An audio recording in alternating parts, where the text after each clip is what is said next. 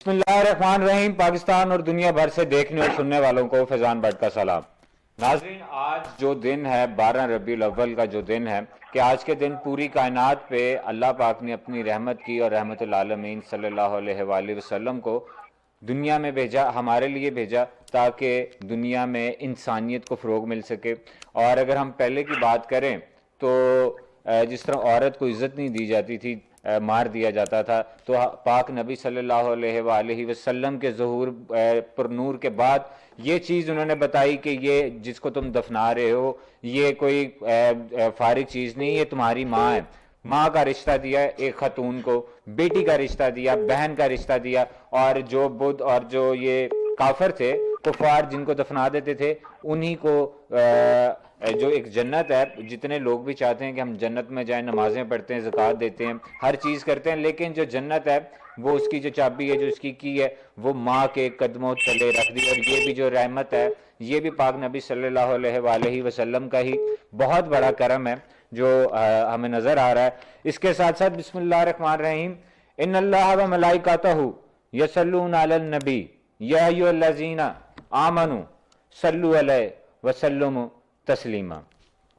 ये आयत मुबारक सूरह अहज़ाब की जो है, उसमें अल्लाह पाक खुद फरमा रहे हैं कि मैं और मेरे फरिश्ते पाक नबी सल्लल्लाहु अलैहि वसल्लम पर दुरूद भेजते हैं। ऐ ईमान वालो, तुम भी पाक नबी सल्लल्लाहु अलैहि वसल्लम पर कसरत से दुरूद भेजा करो। ये वो इबादत है, मैं थोड़ा सा बैक पे जाऊँ तो जितनी इबादतें अल्लाह ने उसका हुक्म दिया, वो नमाज है, रोज़ा है, हज है, ज़कात है, वो सब हम पर लाजम है। लेकिन ये दुरूद पाक वो इबादत है कि जो अल्लाह पाक खुद कर रहा है अपने पाक महबूब और उसकी आल के लिए।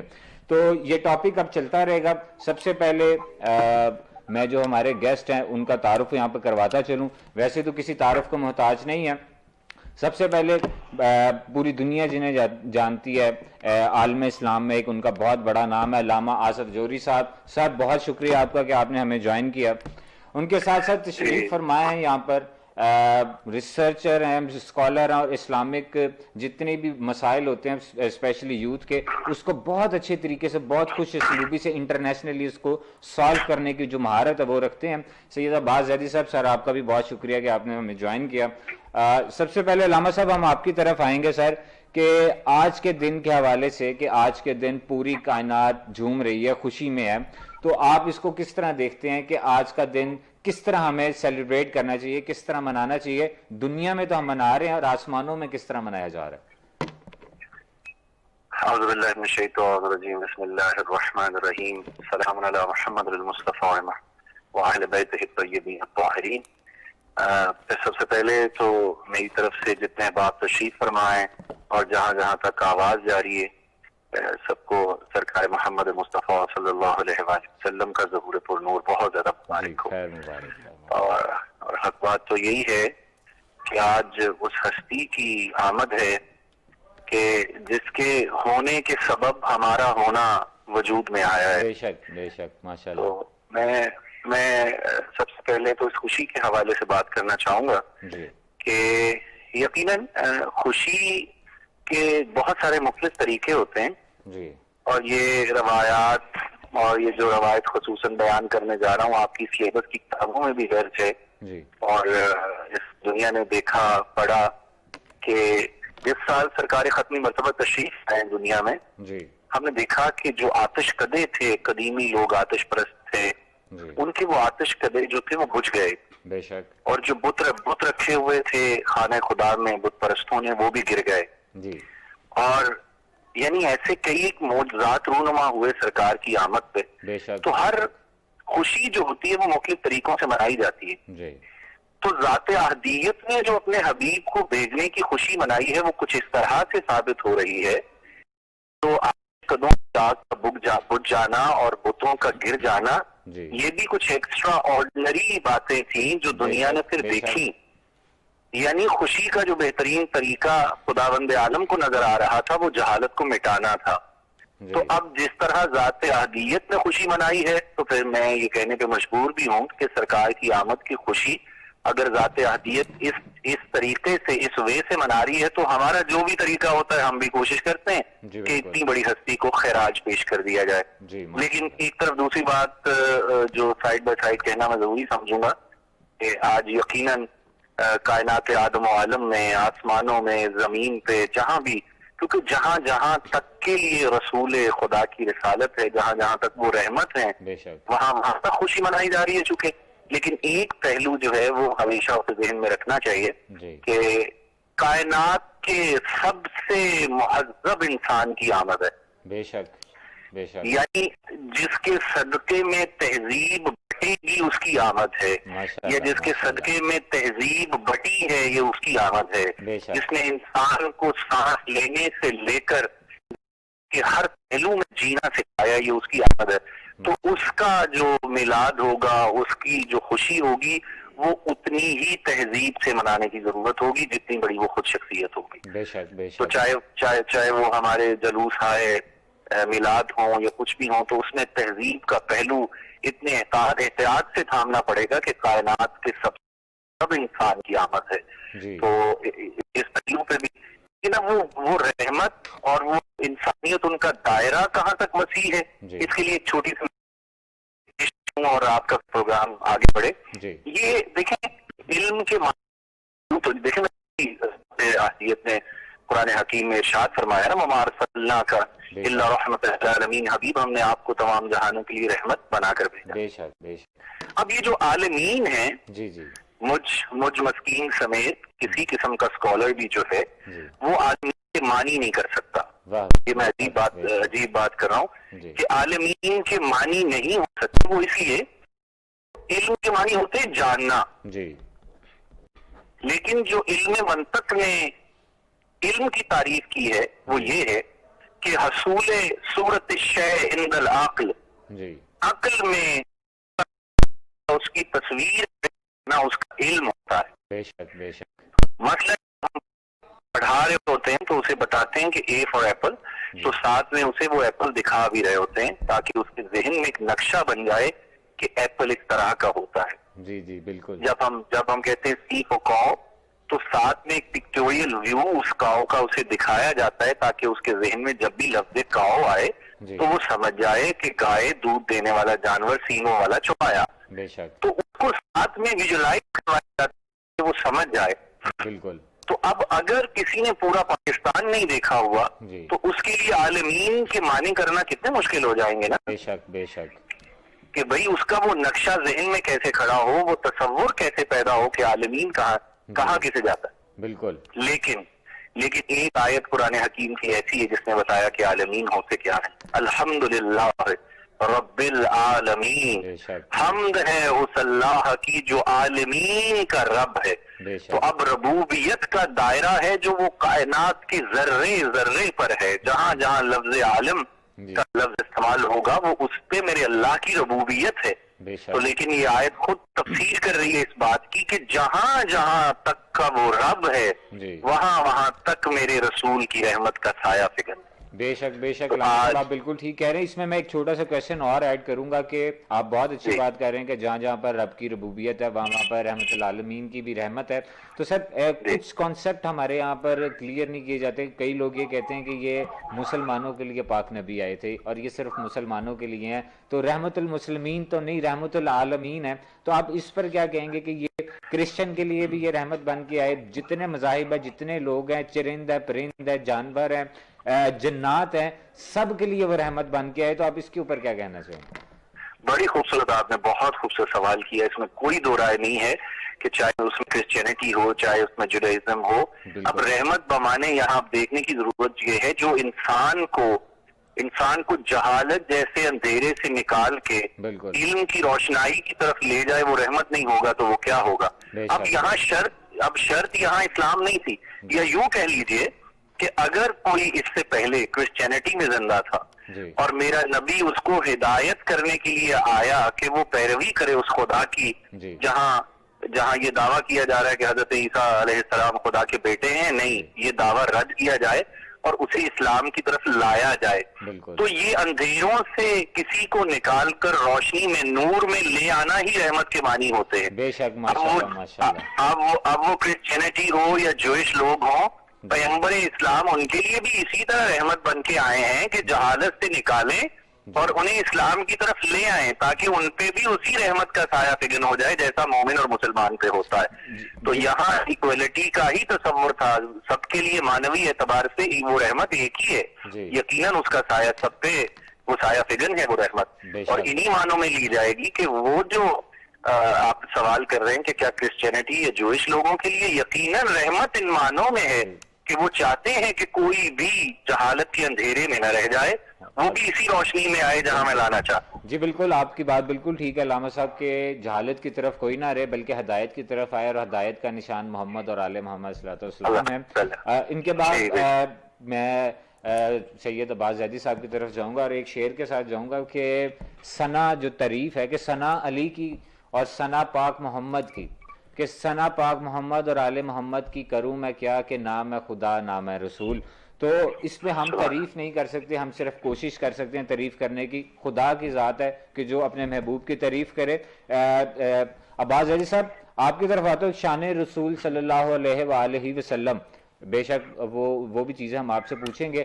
اور اب جس طرح پوری کائنات میں جس طرح 12 ربیع الاول آتا ہے تو پوری کائنات کے اندر جشن کا ایک سما ہوتا ہے، بچے ڈنڈیاں لگا رہے ہوتے ہیں، کھیل رہے ہوتے ہیں، لوگ ایک دوسرے سے پیار کر رہے ہوتے ہیں، میٹھی چیزیں بانٹی جا رہی ہوتی ہیں.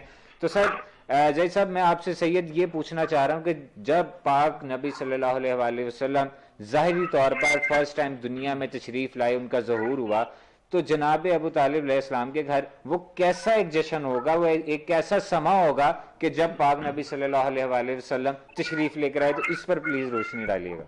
بسم اللہ الرحمن الرحیم.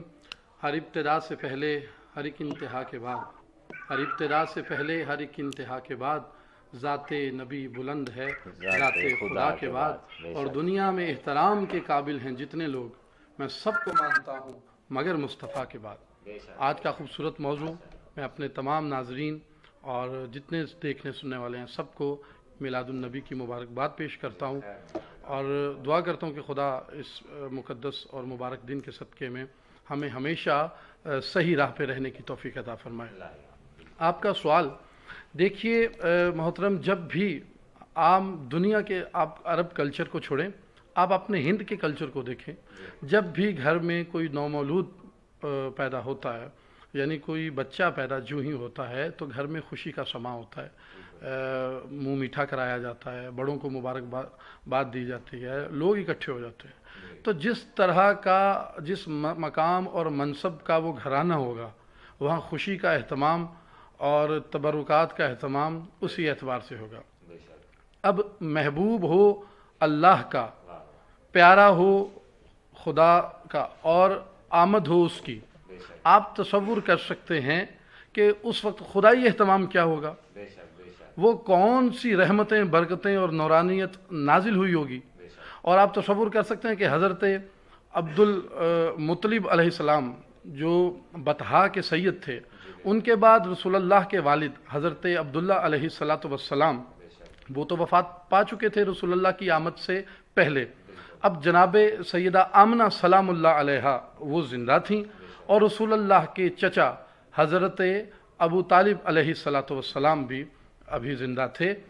چونکہ رسول اللہ تقریباً 6 سال والدہ کے زیر سایہ رہے ہیں، اور 8 سال تک اپنے دادا حضرت عبد المطلب علیہ السلام کے زیر سایہ رہے ہیں، اور بعد کی زندگی جو ہے ہجرت سے پہلے تک حضرت ابو طالب علیہ السلام کے زیر سایہ رہے ہیں. اب مبارکباد تو 2 افراد کو ہی ملی ہوگی، یا رسول خدا کے دادا حضرت عبد المطلب علیہ السلام کو، یا رسول اللہ کے چچا اور رسول اللہ کے نکاح خان حضرت ابو طالب علیہ السلام کو. تو وہ مبارک آپ کو کیا لگتا ہے کہ وہ مبارک صرف اہل مکہ نے دی ہوگی؟ وہ مبارک اہل حجاز نے دی ہوگی؟ ملائکہ، حوران جنت، غلمان، اور جتنے بھی اللہ کے مقرب فرشتے ہیں اور حاملین عرش ہیں، وہ اور سابقہ انبیاء ہیں، یقیناً وہ اس مبارک بادی میں شریک تھے. اور کیوں نہ ہوتے کہ نبی پاک صلی اللہ علیہ وسلم، آپ لفظ الحمد پہ غور کیجئے، ہم قرآن مجید کی ابتدا کرتے ہیں نا الحمدللہ رب العالمین، تو الحمد میں الف لام ہے میم دال، الحمد میں سے آپ لام نکال دیں پیچھے احمد بچتا ہے، اور احمد میں سے پھر الف نکال دیں پیچھے حمد بچتا ہے، محمد میں سے میم ہٹا دیں پھر پیچھے حمد بچتا ہے. تو یہ سارے سلسلے باطنی اور ظاہری اس پروردگار کی بارگاہ تک پہنچتے ہیں، اور ہمارا پروردگار تک پہنچنے کا ظاہری اور باطنی وسیلہ فقط رسول خدا صلی اللہ علیہ وآلہ وسلم ہے. اور ہمارے آقا علیہ الصلوۃ والسلام کیوں وسیلہ نہ ہوں؟ ہم نے اگر رسول وصول کیا ہوتا وہاں سے جہاں سے رسول اللہ نے ہر شے لینے کا حکم دیا تھا، جیسے کہ صحیح مسلم شریف کی حدیث ہے، جامعہ ترمذی شریف کی حدیث ہے کہ میں تمہیں قرآن اور اہل بیت چھوڑے جا رہا ہوں، میرے بعد ان سے تمسک کرنا، ان کی اتباع کرنا، ان سے استفادہ کرنا. اب اگر ہم رسول ان سے لیں تو رسول کیسا ملتا ہے؟ رسول کے والد بھی جنتی، رسول کی والدہ بھی جنتی، رسول کے دادا بھی جنتی، ٹھیک ہے، اور رسول 40 سال تک خود نبی، ہاں اعلان نبوت 40 سال بعد کیا. اب نہج البلاغہ میں ایک میں جملہ ضرور مولا علی علیہ الصلوۃ والسلام کے خطبے کا پیش کرنا چاہوں گا. علی علیہ الصلوۃ والسلام نہج البلاغہ کے خطبہ نمبر 92 میں فرماتے ہیں کہ تمام انبیاء، اب فیضان بھائی یہاں فقط رسول خدا صلی اللہ علیہ وآلہ وسلم نہیں ہے، تمام انبیاء، 1.25 لاکھ انبیاء، علی علیہ السلام فرماتے ہیں وہ بزرگ اور عظمت والے اسلاب سے، صلبوں سے اور پشتوں سے پاکیزہ اور طاہر شکموں میں منتقل ہوتے رہے ہیں. اب یہاں سے حضرت ابراہیم علیہ السلام کے والد کو جو آزر بنا دیا جاتا ہے، جو ان کے چچا تھے، جیسے رسول اللہ کے ابو لہب تھے، جو ابو لہب رسول کا چچا تھا، ابراہیم علیہ السلام کا جو مشرک چچا تھا آزر وہ تھا، ان کے والد تھے طارق علیہ السلام. وہ نظریہ بھی ثابت ہو جاتا کہ تمام انبیاء پاکیزہ پشتوں سے منتقل ہوتے رہے اور پاکیزہ شکموں میں آتے رہے. تو لہٰذا یہ آدم علیہ السلام سے لے کر خاتم صلی اللہ علیہ وآلہ وسلم تک کا تمام سلسلہ پاکیزہ اجداد، پاکیزہ مائیں اور طاہر اور پاک صلب اور شکموں میں منتقل ہوتا رہا، اور یہ اہل بیت نے ہمیں رسول کا تعارف پیش کروایا. ماشاءاللہ. دیکھیے آپ بالکل ٹھیک ہے. اس میں اگر ایک چیز اور ایڈ کروں کہ پاک نبی صلی اللہ علیہ وآلہ وسلم جب تشریف لے کر آئے تو تب جو وہاں پر ایک آپ ساری ہسٹری آپ سے زیادہ کون جانتا ہے، میں تو طالب علم ہوں، کہ وہاں پر کفار کا کتنا بول بالا تھا، اور وہاں پر کفار کے ہوتے ہوئے کفار کے اندر یہ رحمت اتار دینا، آپ اس کو کس طرح سمجھتے ہیں کہ رحمت العالمین کا جو پہلے کا دور ہے، جب وہ آپ کے والی بات کہ انہوں نے اعلان نبوت نہیں کیا تھا 40 سال تک، تو اس کی وجوہات کیا تھیں، اور وہ جو کفار والے تھے ان کے اوپر کس طرح کے ظلم و ستم کرنے کی کوشش کر رہے تھے، اس پر آپ کیا کہیں گے؟ زیدی صاحب. جی حضور، دیکھیے باطل کی ہمیشہ سے خواہش رہی ہے جی کہ وہ حقیقت کا نور، حق کا نور بجھا دے. جی وہ علامہ اقبال کا شعر ہے نا کہ ستیزہ کار رہا ہے جی ازل سے تا امروز چراغ مصطفی سے شرار بولہبی. تو یہ چراغ مصطفی سے شرار بولہبی کا جھگڑا تو حضرت آدم علیہ السلام کے دور سے شروع ہے. بالکل. ہاں شخصیت بدلتی ہے، بالکل. فلسفہ وہی ہے، جی افراد بدلتے ہیں، سسٹم وہی چل رہا ہے، اور کربلا تک حسین علیہ السلام اور یزید تک آتا ہے. یہ سارے وہ ایک چراغ مصطفی کا نمائندہ آ رہا ہے، جی ایک شرار بولہبی کا نمائندہ آ رہا ہے. جی تو انہوں نے جو تکالیف پہنچانے کی کوشش کی، اور میں یہاں کہنا چاہوں گا جناب حضرت بلال رضی اللہ تعالی عنہ کے سینے پہ پتھر رکھنا، کہنا کہ اللہ کو ایک نہ کہو، وہ اذیت ایک طرف. حضرت عمار یاسر رضی اللہ تعالی عنہ جیسے رسول کے وفادار صحابی کو تکالیف پہنچائیں، اور ان کے والد حضرت یاسر ان کی والدہ کو جس بے دردی سے شہید کیا نیزے مار مار کے، وہ تکالیف ایک طرف. رسول اللہ صلی اللہ علیہ وآلہ وسلم کے ساتھ یہ جو کرتے تھے، آقا اگر حرم کعبہ میں نماز پڑھے ہیں تو یہ گندی اونٹ کی اوجھڑی آقا علیہ السلام کی پشت پہ رکھ دیتے تھے. اور روایات میں ہے کہ جناب سیدہ فاطمہ الزہرا سلام اللہ علیہا جو عالمین کی عورتوں کی سردار ہیں، ابھی قبلہ جوہری صاحب بیان فرما رہے تھے کہ رسول اللہ رحمت عالم ہیں، عالمین ہیں، تو وہی دائرہ ہے جو رب العالمین کا ہے. تو میں یہاں اضافہ کرنا چاہوں گا، رسول نے ساتھ یہ بھی بیان فرما دیا کہ فاطمہ عالمین کی عورتوں کی سردار ہے. تو بی بی زہرا کی سرداری کا دائرہ بھی خواتین کا عالمین میں وہی ہے جو رسول کا بحثیت رحمت ہے اور اللہ کا بحثیت رب ہے. جی بالکل زید صاحب، آپ بالکل ٹھیک کہہ رہے ہیں، اور یہ آپ نے بہت پیاری بات کی ہے کہ پوری کائنات پوری دنیا کے لیے جو رحمت العالمین ہے ان کے لیے جو رحمت ہے وہ پاک بی بی فاطمہ زہرا سلام اللہ علیہ ہیں۔ ناظرین یہاں پر ہم ایک چھوٹا سا بریک لیتے ہیں، گفتگو تو اس طرح کی چل رہی ہے، میرا دل بالکل نہیں کہہ رہا کہ ہم بریک لیں، لیکن مجبوری ہے یہ، ہمیں بریک لینی پڑتی ہے۔ ایک بریک لیتے ہیں، واپس آتے ہیں، واپس آ کے علامہ صاحب کی طرف چلتے ہیں اور ان سے انفارمیٹیو گفتگو دوبارہ ان سے سنتے ہیں۔ Please take